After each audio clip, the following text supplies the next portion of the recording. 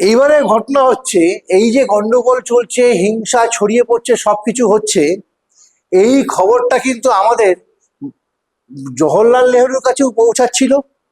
জওহরলাল নেহরুর কাছেও পৌঁছাচ্ছিল, কারণ তিনি প্রধানমন্ত্রী, ইন্ডিয়ার পিএম। আমাদের প্যাটেল সাহেবের কাছেও পৌঁছাচ্ছিল। ঠিক আছে, দুজনের কাছেই কিন্তু সমানভাবে পুরো ইনফরমেশনগুলো পৌঁছাচ্ছিল। জওহরলাল নেহরু দেখলো যে এখন আমি কি, এখন তো হাতে কয়েকটা মাস সময় আছে, দেখি না কি আস্তে আস্তে যে ব্যাপারটা থামানো যায়। কারণ এখন এখানে গিয়ে কোনো রকম যদি আমরা যুদ্ধ করতে যাই বা কিছু করতে যাই, তাহলে ইউএন এর কাছে গিয়ে একটা ভুল মেসেজ পৌঁছাবে যে ইন্ডিয়া সব দখল করে নিচ্ছে, ইন্ডিয়া সব দখল করে নিচ্ছে।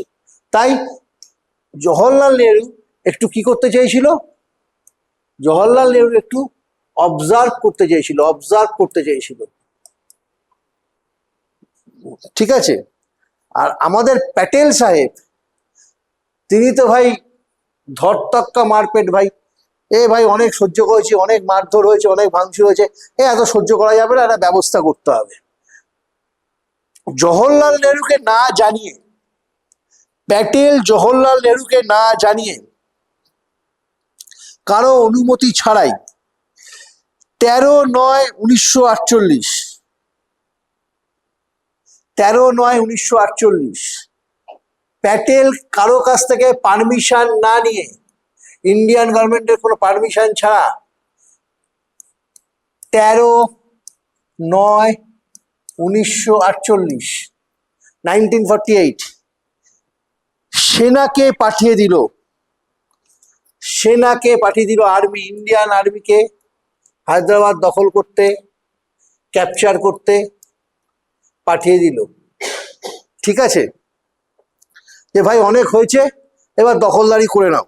কারণ প্যাটেল ওইসব আন্তর্জাতিক ব্যাপার স্যাপার বুঝতে হবে, যা হবে দেখা যাবে, আগে তো দখলটা করি, আগে তো ইন্ডিয়ার মধ্যে নিয়ে নি, তারপর বুঝে নেবো যা করতে হয়।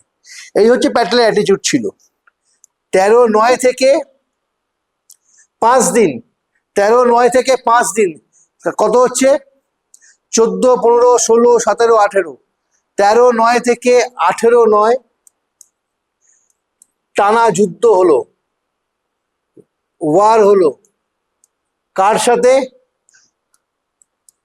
Hyderabad versus India government. এই যুদ্ধে হায়দ্রাবাদ সম্পূর্ণভাবে হেরে গেল। এই যুদ্ধে 5 দিনের যুদ্ধে হায়দ্রাবাদ হেরে গেল। হায়দ্রাবাদের যে নবাবের যিনি সেনাপতি ছিলেন, তিনি একজন ইউরোপিয়ান ছিলেন। কে ছিলেন? ইউরোপিয়ান সেনাপতি ছিলেন। তিনি সারেন্ডার করলেন,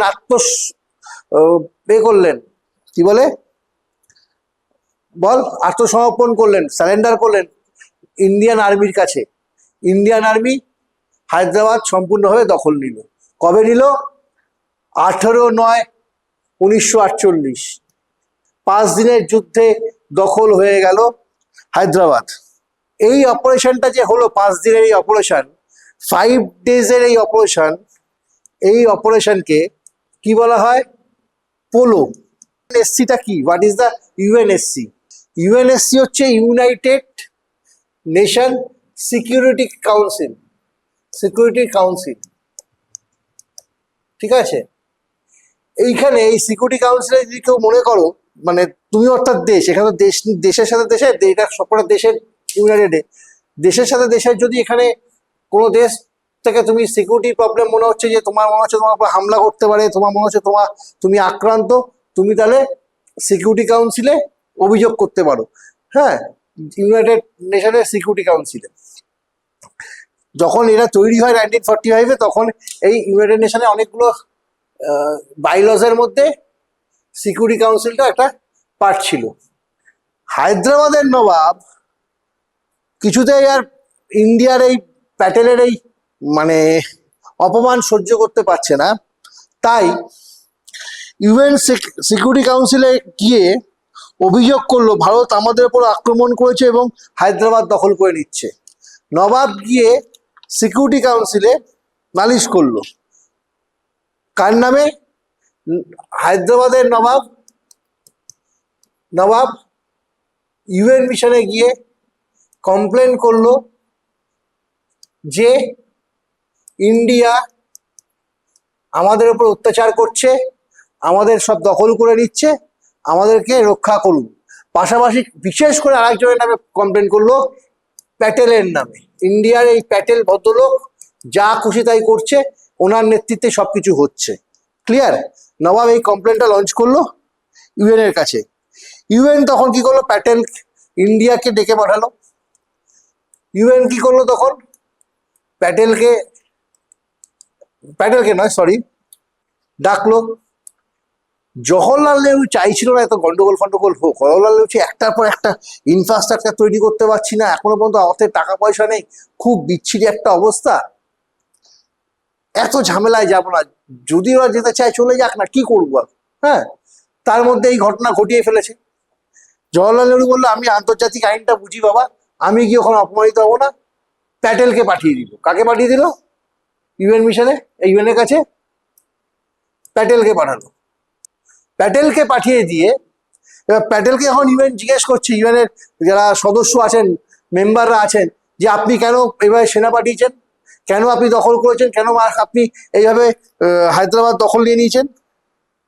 প্যাটেল তখন হাসতে হাসতে গম্ভীর হয়ে বলল, আমি তো কোনো সেনা পাঠাইনি, আমি কয়েকটা পুলিশ পাঠিয়েছিলাম মাত্র, যে ওখানে লোকজন মারপিট হচ্ছে, বর্ডারে খুব ডিস্টার্ব হচ্ছে, কয়েকটা পুলিশ গেছিল, পুলিশ গিয়ে ওদেরকে ঠান্ডা করে দিয়ে এসছে। এটা সম্পূর্ণ মিথ্যে কথা। এই কথাটা বলার কারণ হচ্ছে, প্যাটেল জানতো যদি আমি স্বীকার করি তাহলে একদিকে জুনাগড়ের ইস্যুটাকে ধরে নিয়ে বসে আছে জিন্না, যে পাবলিক পোল হোক, জুনাগড়ের পাবলিক পোলটাকে মাথায় নিয়ে নিয়েছে জিন্না।